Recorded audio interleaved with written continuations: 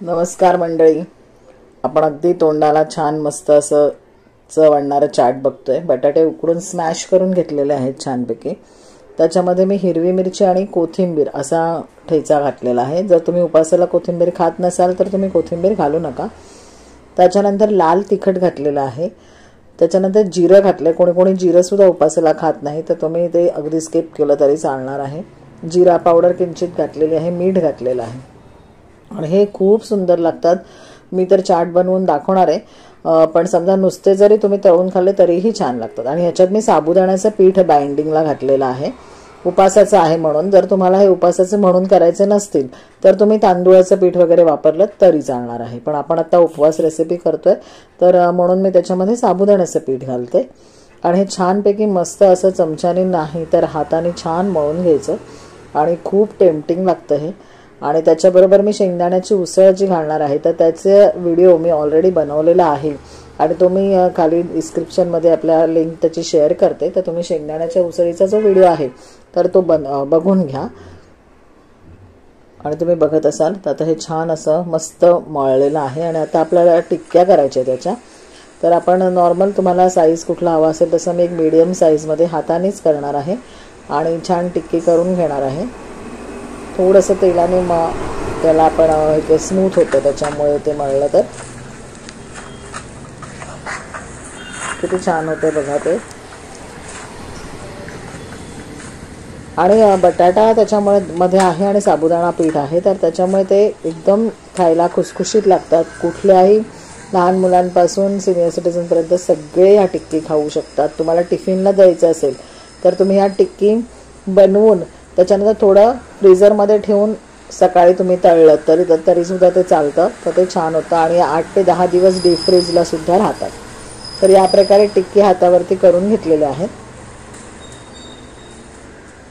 आता आकार तुम्ही कमी जास्त, कोणाकडे जर साचे असतील तर तुम्ही कटलेट सारखा आकार दिला तरी चालणार आहे। मी या प्रकारे सगळ्या करून घेते आणि हे तुम्ही केल्यानंतर एक 5 ते 10 मिनिटं डीप फ्रीजरला ठेवा। जर तुम्ही लगेच तळणार असाल तर एक 10 मिनिटं पुरेसं आहे। जर तुम्हाला स्टोरेज म्हणून करायचं असेल तर तुम्हाला जितकं लागत असेल तितकं ठेवा आणि बाकी एअरटाईट कंटेनरमध्ये किंवा झिपलॉकच्या बॅगमध्ये तुम्ही डीप फ्रीजरला ठेवलात तर 10 ते 15 दिवस या टिक्क्यांना काही होत नाही। जेव्हा तुम्हाला तळायचं असेल त्यावेळेला मात्र तुम्हाला ते नॉर्मल आणावं लागतं बाहेर काढल्यानंतर आणि मग तळावं लागतं, लगेच नका तोडू। तर ह्या प्रकारे आपल्या या सगळ्या टिक्की तयार आहेत आणि मी तळायला घेणार आहे। तळायच्या आधी मी तुम्हाला जसं सांगितलं तसं एक 10 मिनिटं मी ते डीप फ्रीजला ठेवले होते आणि 10 मिनिटं ठेवल्यामुळे मला वेगळं काही असं करायला लागलं नाही बाहेर ठेवायला, मी आरामात तळू शकले। पण तुम्ही जर ते फ्रीजर केलं असेल तर मात्र ते नॉर्मलला जर आल्यानंतर तळा। आणि आपण सोडतोय आणि आपल्याला छानपैकी मस्त अशा तळून घ्यायच्या। तुम्ही बघत असाल तर किती छान होतात बघा आणि खूप टेस्टी लागतात। टिफिनला तुम्ही त्याच्याबरोबर दही किंवा सॉस असंही देऊ शकता। मी आत्ता शेंगदाण्याची उसळ केलेली आहे आणि त्याच्यावरती मिसळीला जसं आपण करतो तसं तर चाट म्हणून वापरणार आहे। त्यानंतर कोथिंबीर, हिरवी मिरची आणि पुदिना असं एक चटणी केलेली आहे, ग्रीन चटणी। आणि ह्या प्रकारे मी पहिला घाणा काढलाय आणि दुसरा पण काढते आणि तुम्हाला मी प्लेट सजवून पण दाखवते की कसं करायचं ते।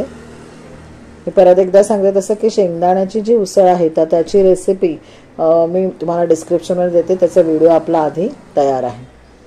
आणि या प्रकारे चारचं मी तुम्हाला करून दाखवते। या टिक्की ठेवल्या तुम्ही बघत असाल आतून छान अशा त्या झालेल्या आहेत। मुद्दामून त्याला थोडंसं असं करायचं की आपण जे काही चटण्या वगैरे टाकणार आहोत तर ते आतमध्ये जाईल। तुम्ही अख्ख्या ठेवला तर ते आतमध्ये जाणार नाही ना, म्हणून आपण थोड्याशा त्या फोडून घेतलेल्या आहेत। आणि आता याच्यामध्ये 1 बाय 1 आपण सगळं टाकूया। तर ही शेंगदाण्याची जी उसळ आहे तर ती मी टाकणार आहे। तुम्हाला जर अख्खे शेंगदाणे ठेवायचे नसतील तर तुम्ही भरड काढून आपण शेंगदाण्याची आमटी करतो त्याप्रमाणे केली तरी सुद्धा चालेल, पण आमच्याकडे असं आवडतं शेंगदाणा बटाटा खायला तर त्याच्यामुळे मी केलं। मी ग्रीन चटणी तुम्हाला जी सांगितली होती तिखट थोडीशी ही केलेली आहे तर ती त्याच्यामध्ये मी टाकलेली आहे। आणखीन आता मी त्याच्यावरनं टाकणार आहे थोडंसं दही। खूप सुंदर लागते ही डिश, नक्की करून बघा आणि तुमच्या घरच्यांना सुद्धा आवडेल, मुलांना आवडेल। आणि अशा छान छान रेसिपी मी तुमच्यासाठी घेऊन येणार आहे तर तुम्ही नक्की आपल्या चॅनलला लाईक करा, शेअर करा, सबस्क्राईब करा आणि अशी ही उपासाची आगळीवेगळी डिश जरा करून बघा. तुमच्या तोंडाला सुद्धा चव येईल. आता मार्गशीर्ष महिना येईल, मार्गशीर्षातले उपास असतात, तर नक्की करून बघा. तुम्हाला ही डिश नक्की आवडेल. दर महिन्याचे सुद्धा जे उपास असतात आणि काही त्याला जास्त वेळ लागत नाही. फक्त 15 ते 20 मिनिटात तयार होणारी ही डिश आहे. डिस्क्रिप्शन बॉक्समध्ये मी दाण्याच्या उसळीची रेसिपी दिलेली आहे. धन्यवाद.